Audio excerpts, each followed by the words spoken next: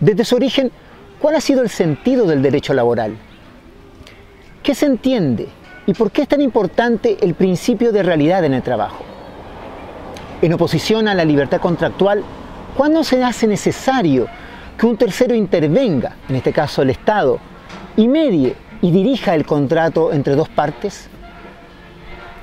¿Se hace plausible ya pensar en una legislación, un nuevo estatuto docente que regule y normalice la situación de intemperie en la cual nos encontramos todos aquellos profesionales que nos hemos dedicado a la docencia en la educación superior? Sobre todos estos temas hemos conversado con Hugo Cárdenas, abogado y académico de la Universidad de Chile. Esperamos que estas entregas nos ayuden a ser más conscientes y valientes en la defensa de nuestros derechos laborales. Gracias, Hugo, por recibirnos. Bueno, vamos a la primera pregunta, la idea de ¿por qué nace el derecho laboral? ¿Cuál es el sentido del derecho laboral? Bien, el sentido del derecho laboral es principalmente proteger los derechos y la situación en la que se encuentra la parte débil en una relación asimétrica como es la relación laboral. Entonces, digamos que el sentido de esta regulación o de esta intervención estatal en la contratación entre particulares es introducir algunos derechos que sean indisponibles, bajo el principio de la realidad, ¿cierto? Que básicamente lo que va a decir es que las cosas son como efectivamente pasan o suceden en los hechos y no como están consignadas en determinados documentos, por ejemplo. Perfecto. Y en ese caso, entonces, el ejemplo del DUOC, ¿en qué categoría caería lo que hace DUOC con sus profesionales o con sus profesores? ¿Cómo lo ves tú en ese sentido?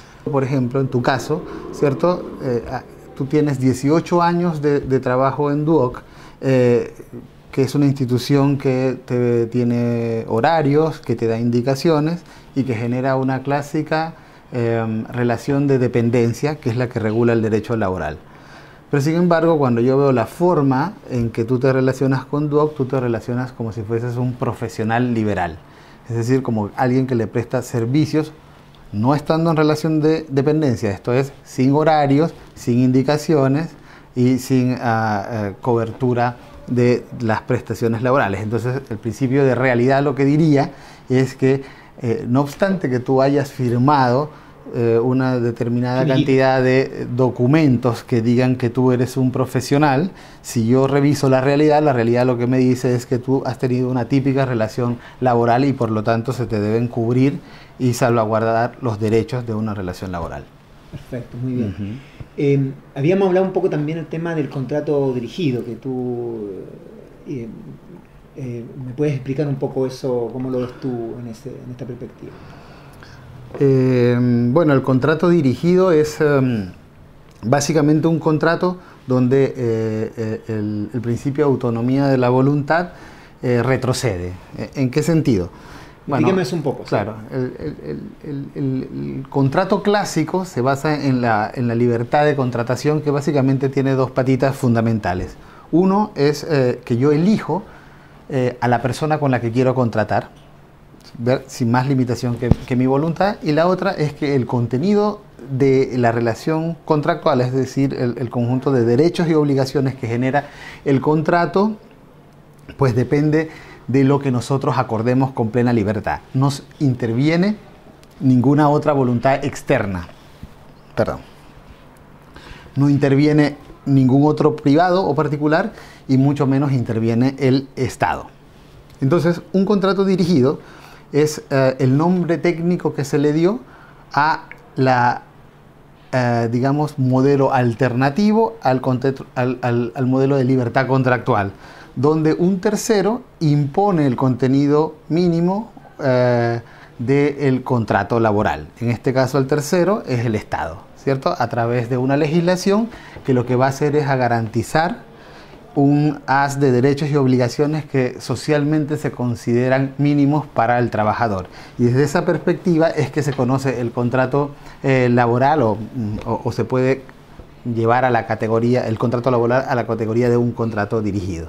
Perfecto, muy bien. En realidad nadie sabe ¿cómo se llega a ser profesor? No hay un estatuto para ser profesor. Eso depende íntegramente de que el empleador te quiera contratar o no según su necesidad.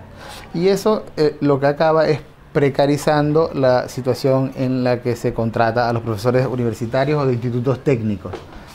Entonces, ves, por mucho que el papel allí diga, usted es un profesional independiente liberal que presta servicios, la realidad lo que te muestra es, no, pero si no es así, yo soy un dependiente. Pero si aquí dice que usted es un profesional, sí, pero es que el derecho laboral se fundamenta en el principio de la realidad. Esa es la lógica. Y una pregunta entonces, ¿por qué falsear la realidad? ¿Por qué es tan simple falsear la realidad en Chile entonces? Bueno, yo no diría que es tan fácil.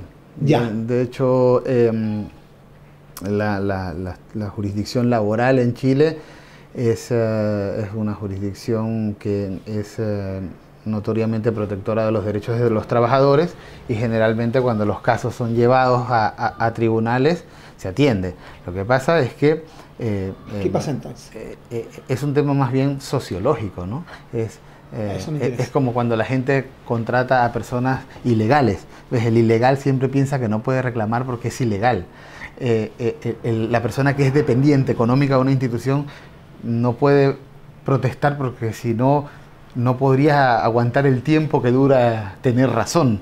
De alguna manera los que deberían protestar son un poco rehenes de la propia situación, son un poco esclavos de su precariedad económica. ¿Por qué pasa esto en Chile? ¿Por qué nosotros no tenemos un estatuto? Y ahí la idea es bien simple, o digamos que una forma de verlo es que el profesor universitario no se ve como alguien que tenga esto o esta actividad como profesión principal. Nosotros siempre somos profesionales del derecho que además hacemos unas horas en la universidad.